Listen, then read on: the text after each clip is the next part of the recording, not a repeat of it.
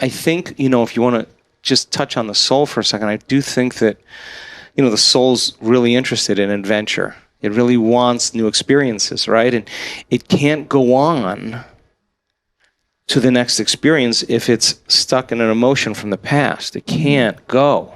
It can't go because that emotion's keeping the person anchored to the memories and the stories that go along with it.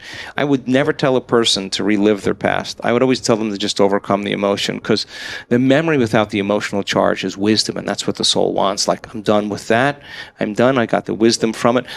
I got all of eternity. I got a long time to figure this out, so I might as well create the next experience. So I think they all heal kind of simultaneously, one with the next. There's so many wonderful things that are happening right now just with our research. I was on the phone with one of the top researchers in our scientific team, and just every day the data that we're discovering is so important for people to know. I want to give people my greatest understanding of the truth and numerous opportunities to experience it. I want to free their minds and open their hearts with a simple formula that leads them to a door, right? A door of unlimited possibilities. And I want the door to show people that they are greater than they think, more powerful than they know, more unlimited than they could ever dream. And I think by providing people the science and taking it to a point where it's understandable and digestible, changes a consciousness. It changes a collective consciousness. And the testimonials are so important, because those 4-minute miles are opportunities for people to believe in themselves again, because someone else is doing it, right? So an emergent consciousness, emergence in biology, those flocks of birds and schools of fish that are moving and behaving in the same way. There's no leader in that process. It's not a top-down phenomenon. Everybody's leading, right? So the coming of a new consciousness it can't be done with the same consciousness that's created the problems that we have in the world today, and I think no matter what you believe, I think one thing that everybody is aware of, that something doesn't feel right, so providing people with the information, the right information that allows them to believe in themselves and to believe in possibility. The side effect of all of this is some really cool things happening in medical schools, where they want to investigate what we're doing and bring it into medical schools, in operating rooms now, with Navy SEALs and veterans with trauma. We are working with prisons and that was amazing. Actually, a lot of those prisons. Stories. Yeah, some great prisons, and nobody's talking to these people about why they did what they did and what it really means to change, especially the ones that are going to walk out into the same environment. So we're working with lots of companies and organizations around the world and teaching them what true change means, and the neuroscience of culture, and how you change a culture, what it takes to change a culture, and what it takes to change individuals. So, and then there's all kinds of fun things. Like I'm so invested in our youth community right now, because they are the seeds of the future. And they're going to have to resolve the problems that were given to them from a greater level of consciousness. And they have to learn the principles of leadership. They have to ingrain that in them and embody it. They have to understand their hormones. They have to understand values. They have to understand how to create from the field instead of from matter, so they can shorten the distance between the thought of what they want and the experience of having it without having to work so hard to get it.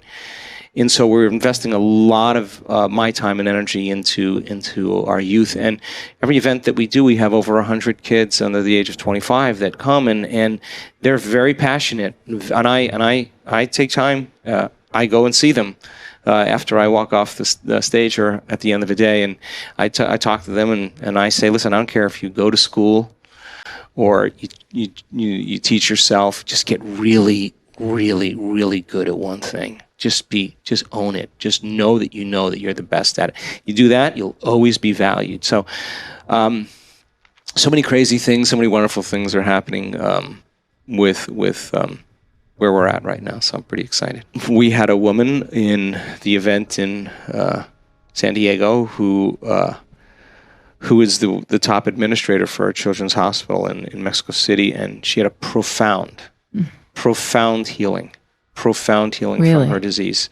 And she's ready, and I'm not going to do it until I have the data that shows that our community, 1 out of 2 times, can produce a change that's 8, 9, or 10 out of 10 in a person's health. When we're 50%, and we have all the research that we're doing with all the questionnaires and all the epigenetic studies we're doing on the HEALEs and the heart coherence, we're measuring to see if everybody's in a state of coherence when everybody's in the cage when they're healing another person. We're looking at the data. So when our data is all sorted out and we're 50%. That's when I'll be very comfortable in walking in there and changing children's lives. Children with cancer and children with tumors and children with all kinds of health conditions.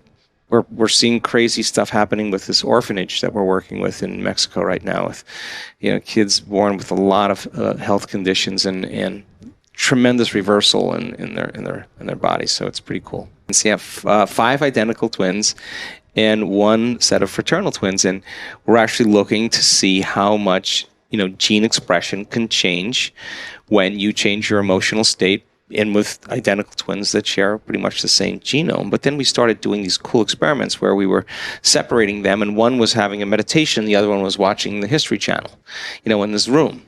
Or her room, just to see. And when this person had a profound experience, what kind of brain changes were they entraining their partner to? So I do think that the more we are emotionally connected to people, the more suggestible we are to each other, right? Because I think we accept, believe, and surrender information that's equal to our emotional state, right? So maybe the sympathy or your connection to people in your life, the information goes in that it actually creates this kind of collective consciousness, that everybody starts to experience the same thing.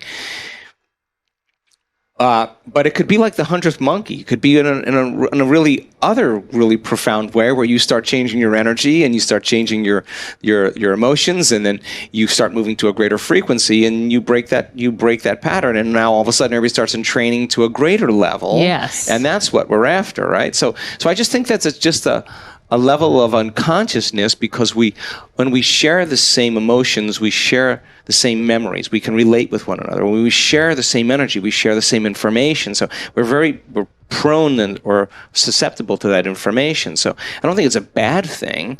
I just think we have to really be very clear that that's something that I'm definitely not going to experience. If it slips past your analytical mind and you take it on and you feel it with that person, I mean, that's powerful voodoo. That's powerful medicine. Or powerful medicine.